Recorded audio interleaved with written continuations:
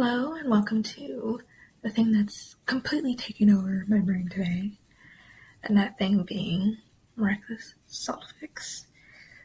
To be honest, I like Saltfix of really any fandom. But with Miraculous Saltfix, I feel like every Saltfix has their own fix, and you have preferences to them, right? But I think across the board anyway with fics, but especially Miraculous Ladybug fanfics, with Miraculous Ladybug Salt fanfics, I hate when the editors are like so OOC, like they're so out of character and they're like, who is this anymore? Like, who is this? Because I feel like there's a way to do salt while still including that, like, you could see them actually doing this. You can see the characters actually, saying these things or doing these things, and they align. Alia is she's stubborn, right? So, she was at it with the Chameleon episode where she's like, she puts the burden of gathering evidence on Marinette, even though that's your job, really. That you should have done that from the beginning. But because, it was just something she wanted to hear from Layla, she just immediately accepted this fact and nothing more, moves on. And that was it. So Alia has trouble with, hearing people out and accepting the truth and not being biased whenever, she thinks she's being unbiased, but she's really not. And it's full, it's just calm down. Neo's a little too easygoing. He just kind of goes with the flow of whoever. In this case, it's usually his girlfriend, Alia, which I guess that's your girlfriend, but at the same time, it's you've known Marinette for how long? So, at least you could be let's hear Marinette out, let's give her the benefit of the doubt, but let's, whatever. And Adrian's it's more than a pushover. He's an absolute doormat, I would say. Just lets anyone and everyone walk all over him, and it's, doesn't really stand up for himself or others. And I feel like he especially shows with Chloe, because she always says the same excuse, that's my childhood friend, no shit, she wouldn't make fun of you or be awful towards you. She's your childhood friend. But everyone else, they've never seen that kind side, so they don't have to give her the benefit of the doubt or whatever. She's just always been awful towards them. They don't have, they don't owe her anything. So it's you can't ask them to do that when she's I'm not saying oh, she couldn't change, because people can absolutely change, but Chloe probably doesn't want to. That's also the writing, but that's different. It shows that she doesn't care, she doesn't want to either. So all this is doing is just him enabling it, but that's so I like it when they actually salt on things that actually things that are already problematic within the canon, instead of just taking things to the extreme and making them almost do a complete 180, because I can't see them doing some of the things in Saltfix that they usually do. It's let's go out there.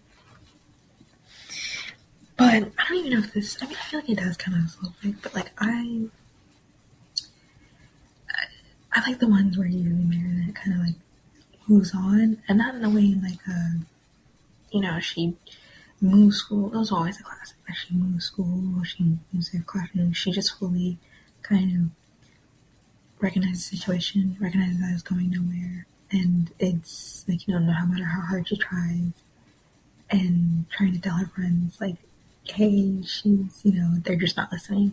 She just fully removes herself from the situation. She silently just moves on and just I feel like those are, it could just, Marinette isn't rushing around trying to expose her, because that shouldn't be her job. And I feel she's not you know, she's not like their parent. I mean, I get it. As much as you want to protect your friends, you can't always. And sometimes they have to learn the hard way, you know? Everyone does. Where you've done something stupid and you learn the hard way, even though someone warned you before, don't do this. So, you know, that's not on Marinette to keep them safe from it. Like, she's not their keeper. So, I feel like, you know, I like those more, especially coupled with, like, you know, where Soulfix, where the character, like, you know, again, they're not so out of character. You can see them saying or doing whatever. I also really like, because instead of like just immediately demonizing and like, oh, they're terrible people, because they are just like, what, 14, 15? They're kids, by the way, and kids do and say so many dumb things. And maybe not that dumb, but like still dumb. And I feel like that's, you know, instead of just immediately demonizing them, you could like have them grow as characters. It's like, you know, you slowly realize like, oh, she's, you know, clearly she's lying, you know, instead of just kind of keeping them like in this little same like one little box where they're just like their entire character is just they believe Lila and that's all she is now. Like, and that's all they are now. One kind of prompt, it wasn't like a fanfiction or anything, it was just like a prompt done by event, and this was like, they slowly realized, like, they centered everything around Lila, and they slowly realized this because we hear from, like, Olive's point of view, and she's the first one who realized it, because she realized, she's like, it's been a while since I hung out with, you know, my sister, and then like, oh, it's my first, we just hung out with just Nino. I got pointed out to others, and they slowly realized, oh yeah, it is the first time since we've really, like, you know, things are having centered around Lila this, Lila that, or let's do this with Lila, like, you know, just Lila. So they slowly kind of like, not distance themselves, but don't make everything about her. Like, they still believe her. They still believe, you know, everything, like, she's telling the truth, but they just don't, you know, she's not the center of everything, like, the center of the world. Which is what I imagine when Lila will start to crack, because, you know, she likes attention, and if you don't give her that, like, 110% all the time, she's gonna be upset throwing a hissy fit. So I can imagine that's how she would reveal herself, because she's throwing a fit that no one's giving her that special attention.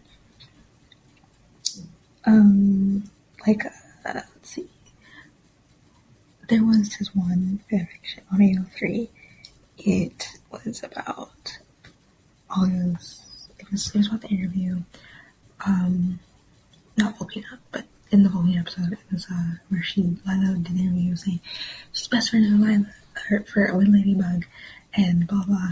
So this takes place like a couple months after that, and it's all from like Olive's point of view about how she's, you know, her and the girls are kind of keeping her arm's length, and they're kind of upset because, like, oh, Lila, like, she gets over, not Lila, Marinette, she gets over her jealousy, like, oh, we great friends and blah blah, and then, you know, after months, she finally looks at the comment section of the video instead of just the views, and sees, wow, like, what everyone's saying. And then so she still has the next day at school and confronts Lila about it, and she tries to lie about it first, like, oh, did Ladybug say this to you? Like, no, she didn't have to, and shows all the comments that everyone was saying on the video. And it basically would say, like, this is the dumbest, like, who believes it? Like, you know, basically saying it's a lie, pointing out all, like, everything was wrong with it. And then it slowly evolved into, well, if this post was a lie, how can we trust how can we trust anything else on her blog? And so, you know, she's being questioned about that. Like, can we even trust her anymore about the truth? And so it was, you know, and, you know, Alia went on saying Ladybug's ruined. It's not. She's just, you know, dramatic, because, you know, but still, it is like, she needs that slap in the face from reality of, like, because her Marinette, she's telling her wasn't doing it, but having other people online, because while Meredith was trying to spare her feelings and like trying to tell her like, hey, she's lying, people on the internet, they don't care. Like, it's the internet. So they didn't feel obligated to spare her feelings. They didn't give a shit. They just told her that they didn't care about it. And it really showed through each of the comments.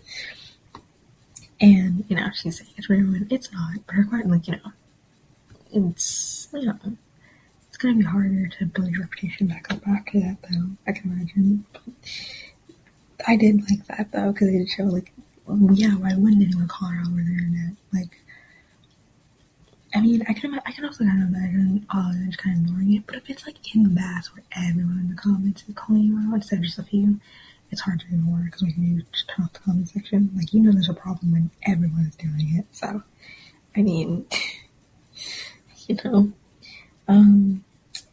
one I really liked on AO3 is called Absolutely Nothing, and this takes place like after, so clearly the whole thing has been going on for months. And so this fic takes place after that, where it's just the aftermath, and they all find out that Lila's a liar. So we first see Alia is the first one to act like nothing happened, because that's what they all want to do. And I think it's kind of typical in canon, where they're just like, they just kind of forget, even though someone kind of slightly wronged them. And it's like, why like, I get if it's like not that big of a deal, but if it is like, and it means something new, it's like, why would you just like, oh, forget? No, why would I do that? I'm not saying hold a grudge, but I'm also like, why would I, especially if like you show a clear pattern of like, this is normal for you, I'm not gonna just like, let that go. But after Lila's been revealed, Olive's first to really go up to her and she starts talking to her like how she wanted with like before Lila came, and she's talking to her like, oh yeah, let's do this, let's hang out like how they usually would. And then she's like, talk about Adrian and blah blah. And Marinette just kind of like turns around and says, no, I have things to do. Like, I have commissions, I have things to do, so can't. It's like, oh, well, what about? She's like, can't do it. Sorry, really busy. And so I was like, oh, well, maybe later. She's like, see what's going on. It's like, and one by one, so like all the class start coming to her, and it's like, oh, let's hang out, like do this, like nothing ever happened before. And Marinette use the same excuse of being busy or doing whatever, and just being like, just overall saying no, she doesn't want to hang out. And then she goes down to her parents and says, can you stop inviting them up to my room? Because, I mean, even in Canada, that kind of like, I don't know why, that was just always weird to me, where her parents just never cared. And they're just like, oh yeah, go up to her room. And it's like, what? So if someone just said, oh yeah, I'm in Mary's class, we're friends, you would just fully let them into her room? I don't know, that was always just weird to me, but that's like a side note. That's always just weird to me. But, she says stop fighting them. It's like, oh, we haven't seen your friends in a while, though, being here, because in the months of where the whole lot of things happening, they haven't visited. And she's like, I'm just mixed up, like, they're not my friends. It's like, oof. So she's there with Luca, and like her phone's in her hand, and she doesn't know if she wants to answer the text or anything, because she's afraid that Adrian, because she doesn't really blame Adrian, but she's afraid that he's gonna try and like kind of almost guilt her into like talking with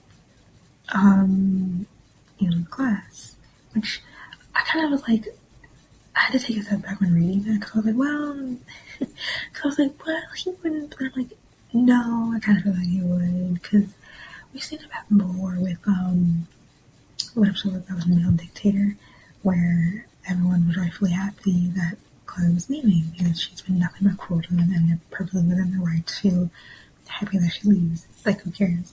But Adrian, kind of and he's like, no, that's terrible, and Marinette feels guilty, she was one of her, like, she's one of the biggest victims. Like, you were well within your right to not feel bad with her leaving. Like, it literally didn't matter whatsoever. But, so in that fiction, Marinette was kind of worried about that, and Luca's saying, so Luca's been with her like the entire time. He's been with her, talking to her influence, clearly, and her support. And so it's called Absolutely Nothing because that is what Marinette feels. She doesn't feel anger or sadness or anything. Like, she mourned those friendships a long time ago, and she's clearly just, like, she's over it. She's moved on. She doesn't feel anything anymore. Another one I really liked is Replaced, also in AO3, also on Tumblr, but yeah, AO3 is where I usually, where it's the same thing along lines of marriage kind of moving on and just kind of accepting it. We get from each point of view, like the first chapter is with Alia, and we see from her point of view how we get from also her blog where she says, like, oh, Marinette is also with those people who believe, because it shows that clearly that some people in the comment section are calling her out saying Lila is clearly lying, and Alia, doesn't want to listen to them, and clearly thinks Marinette also believes, like, she's like, it kind of sucks that Marinette also believes that Lila is lying. It's like, okay, so that's what it is, and Marinette, so her and the girl have been keeping Marinette at like arm's length until she apologizes, and so they've just kind of been not hanging out that much. And it's almost like, I mean, at that point when you do that, you're not verbally saying you're choosing sides, but you are actually, like, you're clearly showing it through your actions. We're gonna keep our distance from you and not hang out with you until you're not, like, that's very clearly, you're not saying it, but you're showing it, but you're like picking sides. But so anyway, Marinette chooses permanent holders. I think this was after Miracle Queen, because holder, maybe it wasn't, I don't remember very clearly, because like now I'm confused because Chloe's identity was already revealed. Obviously, she just revealed it anyway, so I don't know if it's after Miracle Queen or if it was like just, maybe it wasn't, and that's like another thing I'm confused with. But Marinette chooses permanent holders and everything, and obviously the fox holder is pretty sure Luca in essence, and it's not Alia, and so she's kind of upset with that. And it's the first time in like months, because again, keep the arm's length, haven't been hanging out with her, I haven't really thought about her. For the first time in months, looked over at her, and Marinette walks in school with Luca and has not once glanced at them, because again, doesn't matter, it's been a while, it's been months, why would she care at this point? And she's been, like, her hair is longer, maybe dyed, I don't remember now, but she's wearing different clothes, and like, she's very clearly changed, basically, and she's, I would definitely say, more confident, like, because she would never, but she's more confident, and, they, like, that's the first time, and, like, Ollie's a little shocked, because, like, it's been months, but why are you so shocked? You haven't really paid attention to her, or hung out with her, or done anything with her, so you really shouldn't be shocked that she changed this much. And there's only, I want to say 4 chapters out, but I really love it, and each is from, like, a different perspective of Marinette, so you get Alia first, and then there's a chapter on her parents, and then there's one on Gabriel August, and then, I don't know, but, oh, there's one on Rose, too. I love it. It's so, let's see, then there's, there's, I never really thought about it until it was kind of pointed out to me, like, someone on Tumblr kind of pointed out, I'm like, oh yeah, that doesn't make sense. Lila's like a pathological liar, but she's also, like, very clearly wants, like, fame and, like, she wants attention. But those two things don't really mix well. Because with fame, you get, unfortunately, people want to pry into your life and worry you and do whatever, right? And you being a pathological liar, especially with Lila being really bad at it, doesn't really bode well. So it's kind of a recipe for disaster right there, because it's end up being unraveled. So I remember in one fanfiction, both are on Tumblr. One of them was from Audrey's point of view, I think It was from Nobody Famous, and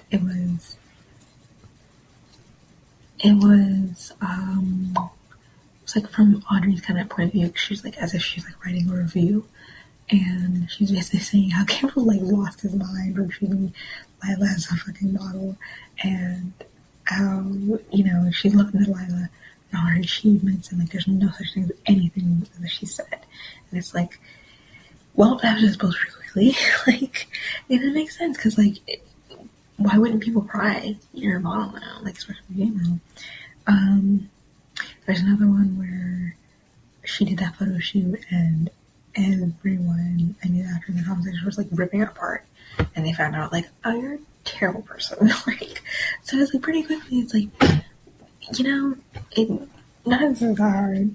I did like one where this person lured into a fantasy. It was called XY's Muse. I really like that one. It happens after Silencer, and Xavier was kind of upset because of what his father said, and Miranda goes comforts him and says, well, I'll take inspiration from, like, just let it come to you and don't force it. And so he does, and he ends up making really great songs. And he ends up, hiring Marina as a designer, and, further connects her because she was already with Jagged Stone, so now she's with Xavier, and now it's just even more widely known. And then it's like, that's how Lila's exposed in this one, because, well, Lila, from Lila's point of view, she starts to panic for a bit, because she gets worried that the class are suddenly going to remember her connection to Jagged Stone, and it's like, how do you even forget that? But okay. So she gets worried that they're suddenly going to remember her connection to Jagged Stone, and that everything went wrong.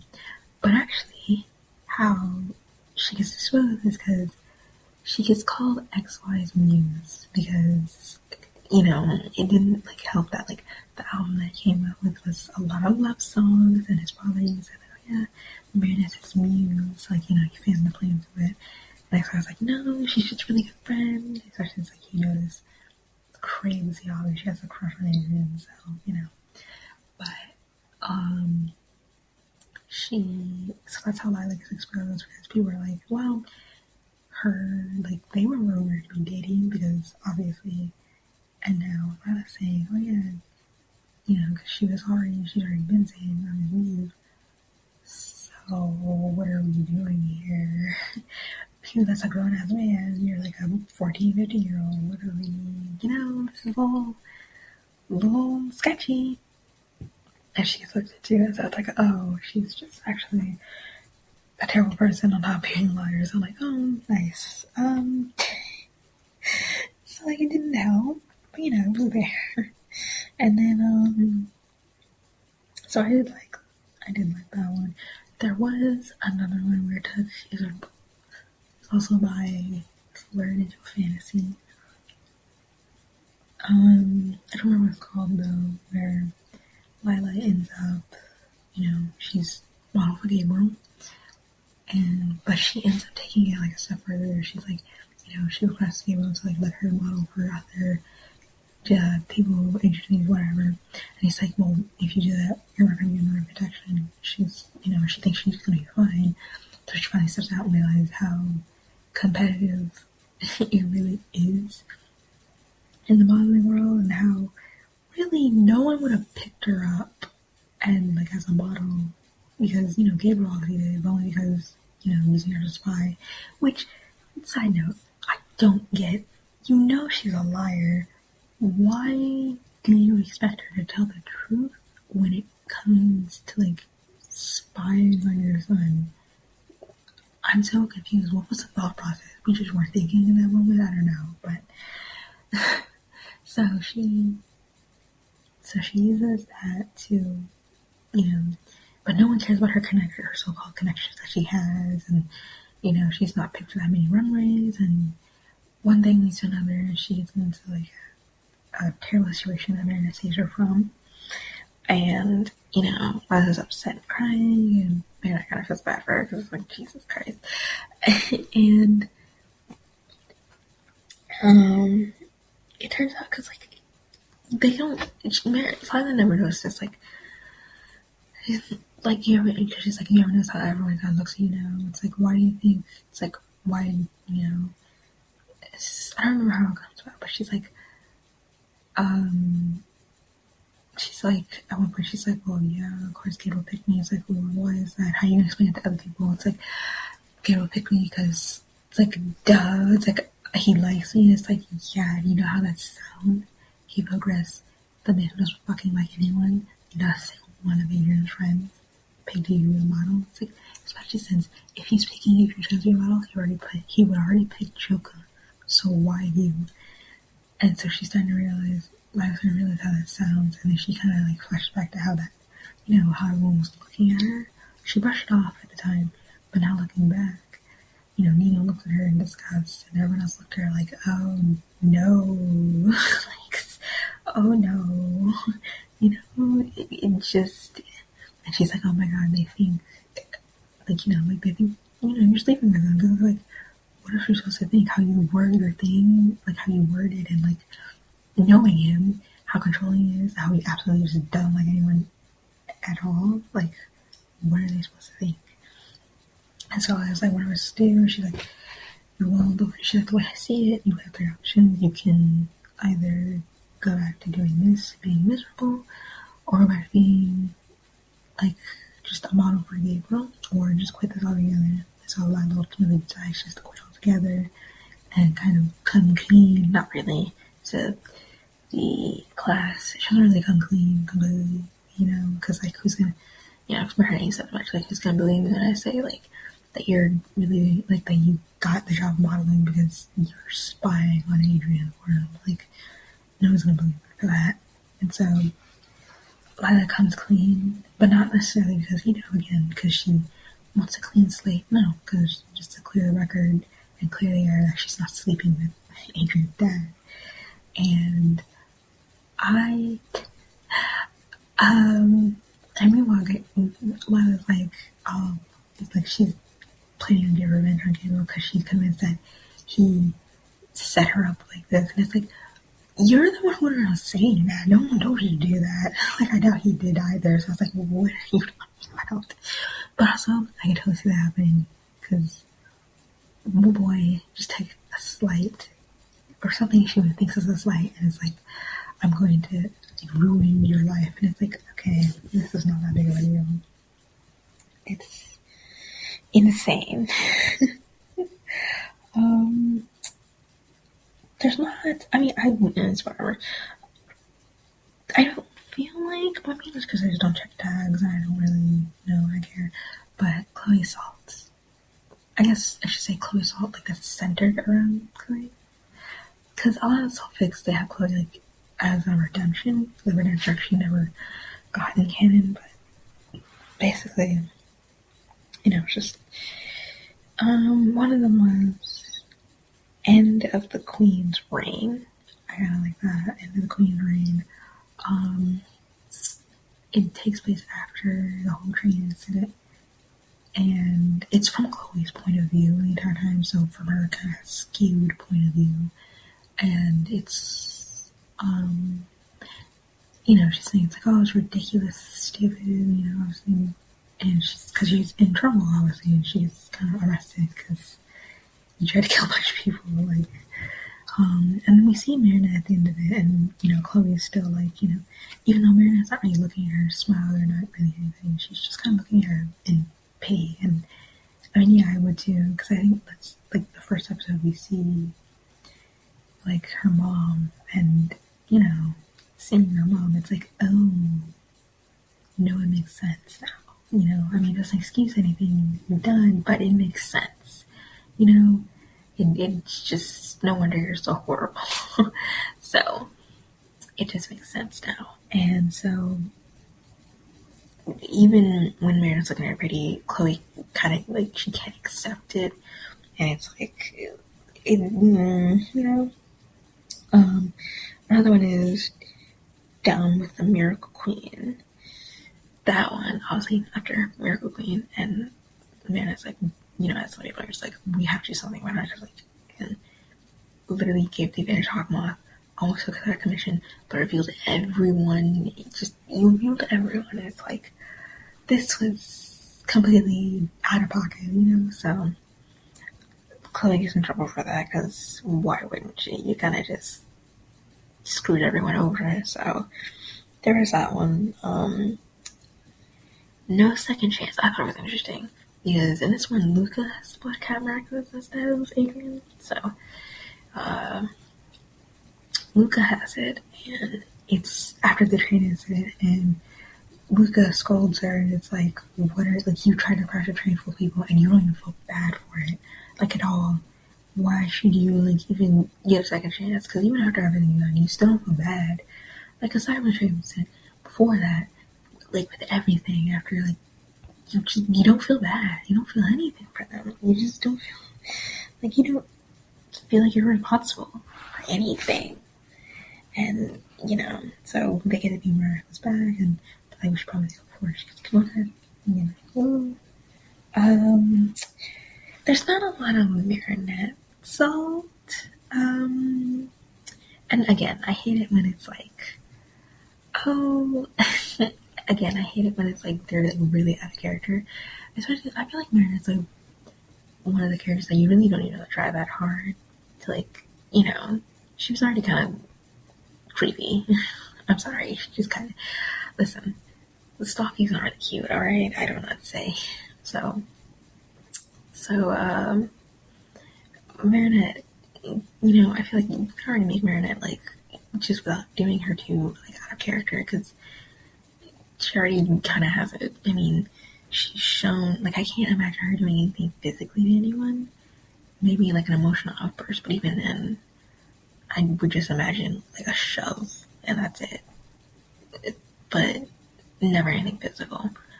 Because she's already shown that she would willingly, she worked what episode was that? I don't remember, but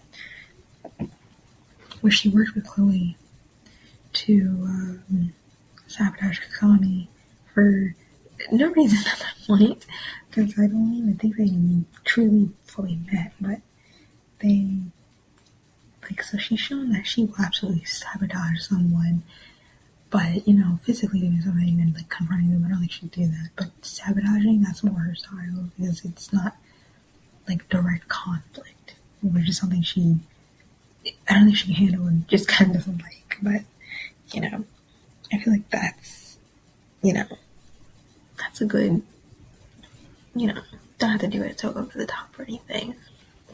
And I feel like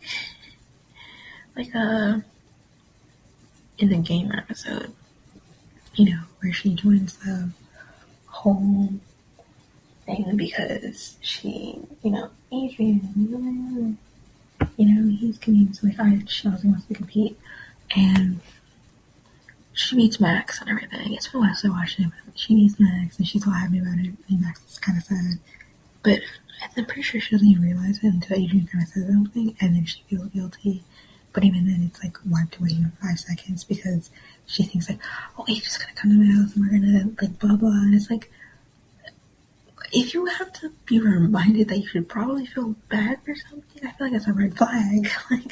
If you have to be reminded to feel guilty, if that makes sense. You should just, I feel also, what was the point of that? You couldn't talk to him anyway, so it's, I don't know, but, some of them include, that's Reboot, which is another kind of reborn as Lila fanfic, except Reboot, with the Reboot, she clearly had, it said that she was already going to change a lot of things happening, and what she wanted to change from the beginning was, Marinette kind of, sure, didn't like Marinette, but she wanted to change a lot of things. So, with the book, she didn't steal it, obviously. She just kind of told Adrian to put it away. He's oh, you should put it away in case you lose it. And he does. So, Marinette never ends up getting the book. She doesn't do the interview of, telling everyone, we're best friends. Because she just, she's reborn the day of. So instead, she's just telling everyone her travels, and she's asking questions about them because she doesn't want to seem too self-centered. And then they end up going to the park. The park is where her and Adrian just kind of sit and talk for a while, and she's shocked. And I guess reading it, I was also kind of a little bit shocked because I expected her to turn up Ladybug because that's when she's most confident and kind of, I feel like the only time she would be able to talk to Adrian. But Meredith just kind of goes there herself and tries to call her, it's like, oh, you're lying and blah blah. So Reboot, I feel like I kind of like where it's going now. So you really,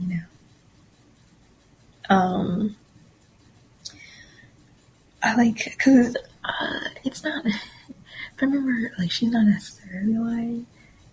This, because this is from her past life that she, because her dad was born and shit. So,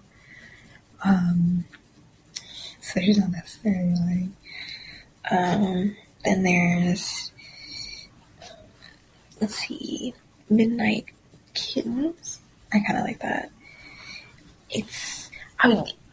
Midnight Kittens is, I like where it's going, but it's also a gender reversal. So Adrian is Emily and Meredith is married. So it's not all of them are completely gender switched, gender swapped, but some of them are. Like Chloe, it's Cole, so some of them are, like, not every one of them. And in some cases, Luca ends up getting Ladybug Miraculous because one of them, I don't want to spoil it in case, I don't know. It's almost I feel like I'm already spoiling it now. But I feel like I'll fake recognition. But but because Meredith case gets comatized and other things happen, but so he ends up getting it for a little bit and gives it back, but that's not important. So I mean, it is, but that's the point. So it ends up being like a, that Midnight Kittens is also like one of the things that I like, where it's not really over top because it's like, and Adrian is also like a guardian. Clearly, he's gonna be guardian, or she, whatever, gonna be guardian in this fanfiction. Clearly, because Plague in this one looked at the book and said, "Take the book," instead of Lincoln, where he just looked at it and didn't care anymore. Which, why? But whatever.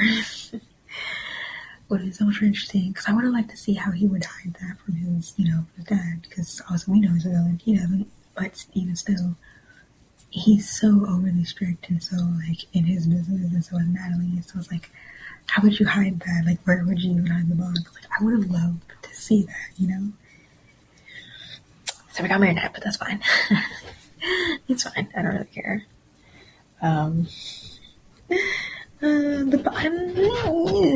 I mean, she did get a new outfit though. This season, a new outfit.